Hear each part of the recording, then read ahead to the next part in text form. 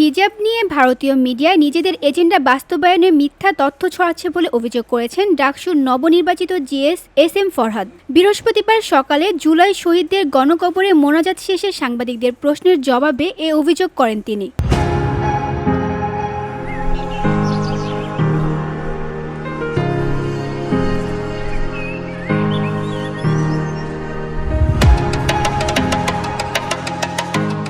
ডাকসুর নির্বাচনে অধিকাংশ পদে বিজয়ের পর ইসলামী ছাত্র শিবির সমর্থিত ঐক্যবদ্ধ শিক্ষার্থী তাদের কাজ শুরু করেছে। তারা রায়ের বাজারের ৭১-এ শহীদ বুদ্ধিজীবী স্মৃতিসৌধে দোয়া ও মোনাজাত করেন। এর আগে রায়ের বাজারে জুলাই শহীদদের গণকবরে মোনাজাতেও অংশ নেন তারা। পরে হিজাব স্লোগান নিয়ে বিতর্কের বিষয়ে ফরহাদ বলেন, ফল ঘোষণার দিন সকালে ব্যক্তির ওপর নির্ভর করে স্লোগান দেওয়া হয়েছে। সাবিকুন্নাহার তামান্নার ক্ষেত্রে এটা হয়েছে, কারণ চারুকলায় তার ছবিতে শিং এঁকে দিয়ে তার হিজাব বিকৃত করা হয়েছিল। সেখান থেকে একটা ভয়েস রেজ করা হয়েছিল যে আসলে বিশ্ববিদ্যালয়ে হিজাব ফোবিয়া চলে না।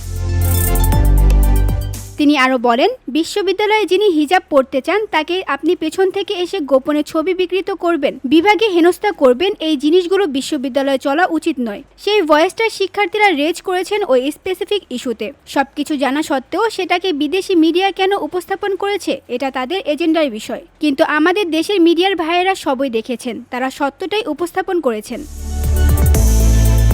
BOD Bangla news desk.